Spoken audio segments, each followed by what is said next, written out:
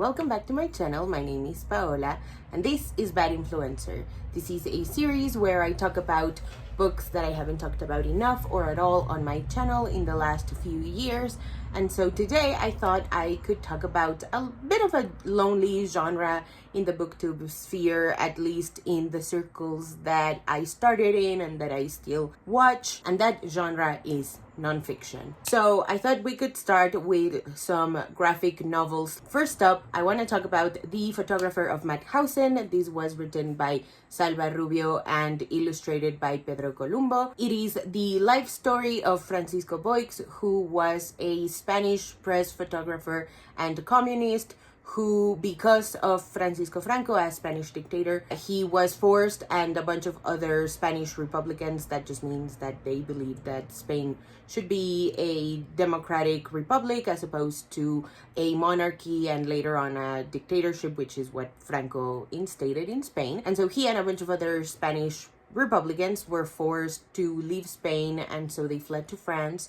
Then the Nazis invaded France, and Francisco Boix and a bunch of other Spanish people were captured and sent to the concentration camp in Mauthausen. And the story goes on from there. I know it's real life, so there would technically be no spoilers, but I still think you should go into it not knowing much other than what I just gave you. What I love about this and why I think you should read this one is because, one, it's very, very informative. It's a lot more fleshed out and a lot more engaging than the biopic that's on Netflix, if you've ever seen that. It stars Mario Casas as Francisco Boix, and it's just not as good a film, and the graphic novel is just 10 times better in my opinion. Number two, because it's a piece of history that not a lot of people know about. And the third reason is the art itself. It's very, not necessarily realistic. It's like the Scream of sorts. Not quite as unsettling as that painting is, but it definitely leans into, obviously, the atrocities that were witnessed in that concentration camp for obvious reasons. The color palette is very cold, really brings forth the type of story that it's trying to tell, and it's again really engaging. Next up, Shigeru Mizuki's Hitler. This is Hitler's biography in the manga format, and it starts with his years in Austria, and it details his ascent to German Chancellor as this very charismatic and obviously very calculated politician, as well as his relationship to Eva Braun and then his demise. This manga is so compelling and at times absurd. It reminds me a little bit of Taika Waititi's performance as Hitler in Jojo Rabbit. If you're familiar with that film, if you're not, highly recommend that film as well. But it's very caricaturesque, absurdist, but it obviously showcases just how evil Hitler was. It's in a very cartoony art style, very newspaper cartoon of sorts, and it's in black and white. Again, very informative, lots of things that I didn't know about, and told in a really light-hearted, satirical way that I don't think we have enough of political memoirs or biographies. Vivos se los llevaron buscando a los 43 de Ayotzinapa. This was written by Andalucia K. Soloff and illustrated by Marco Parra and colored by Anaí H. Galaviz. This one I read because I randomly found it at the bookstore, and I hadn't read enough on the case of Los 43 other than what I was supposed to for a mock trial in school when I was in college. And so I bought it without a second thought, and this is fascinating. So, Los 43 de Ayotzinapa were a group of students, a group of students that were disappeared by the state in Mexico.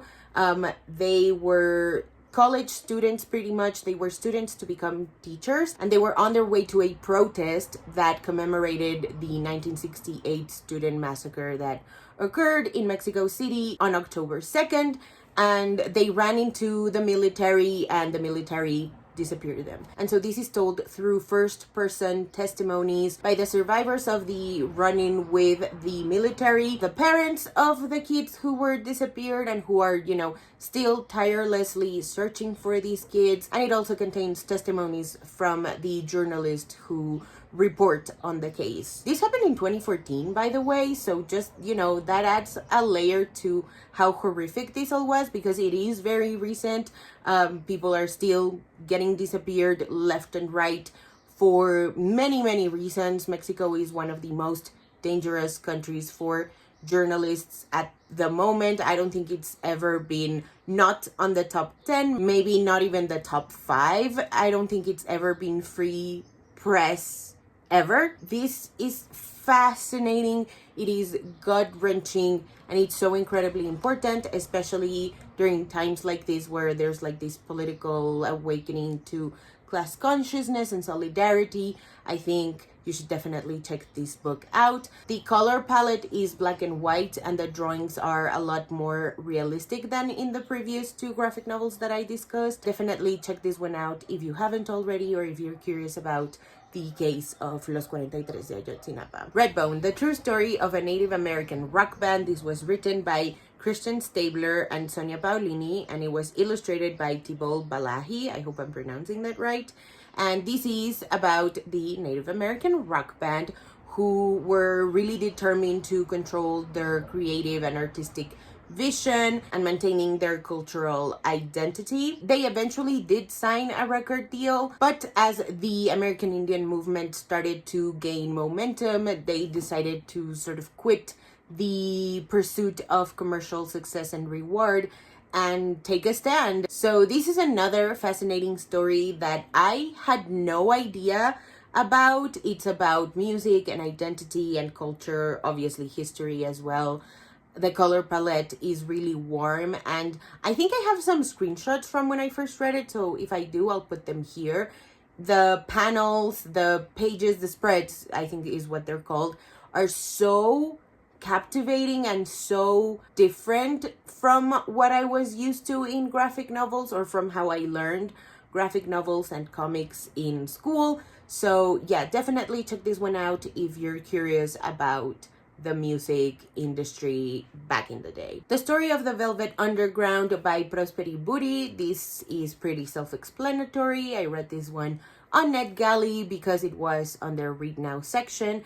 And again, this is another really fascinating story about an alternative rock band back in the 70s, I believe. It's, your typical story of a band, their trials and tribulations as they gain commercial success, the obvious band member who goes a little too far in their ego, goes a little bit too far in their vices. And so again, really, really interesting, very reporter focused. It's a little bit like that movie Almost Famous in that sense. And the color palette is in black and white. I'm pretty sure there's tints of pink here and there. And the art, again, is very cartoony, newspapery style. Our work is everywhere, an illustrated oral history of queer and trans resistance. This one I read because of my friend Karen. She used to host the Week of Graphic Novels. I think it was during the summer of 2023 that I read this. So this is curated by CN Rose, and it's a portrait of queer and trans experiences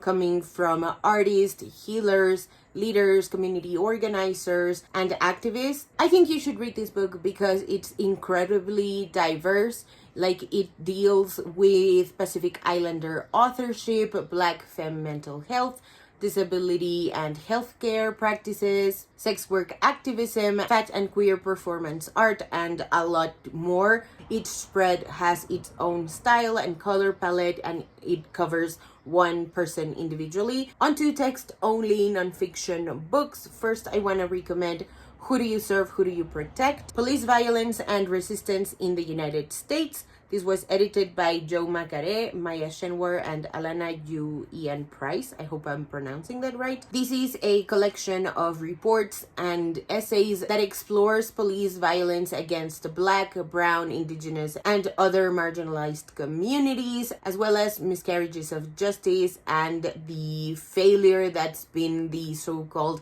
accountability and reform measures. It's also really accessible in its language. It doesn't read as academic as other nonfiction books about the topic may be. Racial Innocence, Unmasking Latino Anti-Black Bias and the Struggle for Equality by Tania Cateri Hernandez. For this one, I'm just going to read you like the first sentence in the synopsis, and it says, the first comprehensive book about anti-Black bias in the Latino community that unpacks the misconception that Latinos are exempt from racism due to their ethnicity and multicultural background. Like, I've always been aware of how racist the Latinx community is because I am a part of it. I was born and raised in it. And this book expands on what I knew, and it also deals in things that I had no idea were happening in the United States, and I think it's in Puerto Rico, where the author is sort of detailing in terms of laws and discriminatory practices where like housing and education is concerned. This is required reading for any and all non-Black people, especially non-Black Latinx people that are watching this video. Check it out, and don't let this be the only nonfiction book that you read on the subject matter. The Art Thief, A True Story of Love, Crime, and a Dangerous Obsession by Michael Finkel. This is about Stefan Brettwieser. I hope I'm pronouncing that right, but he is like the most prolific art thief of all time. He pulled off like over 200 art heists. He had his girlfriend as his accomplice. And the most fascinating part of it all, at least to me, is that he never sold the art. His intention was never to like make a profit off of his crimes.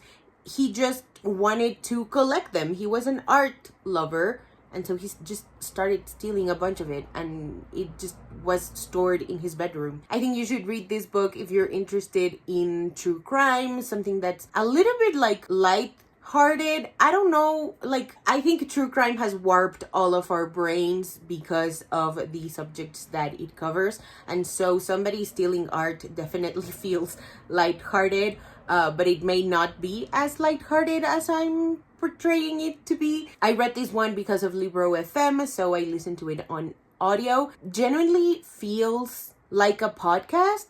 It's fascinating, like the way that it's written just keeps you engaged all the time. Like, you hear about the crimes and it's 200 of them, so it could get quite repetitive or a little bit like tedious, but the narration and again the way that it's written makes it feel super easy to follow and very flowy as well. Definitely check this one out if you are interested again in true crime, art heists, and just a really peculiar kind of criminal, in my opinion. Alrighty, so that is it for today's video. Thank you guys so much for watching. If you haven't already and you'd like to, go ahead and hit subscribe, and I'll see you in the next one. Bye!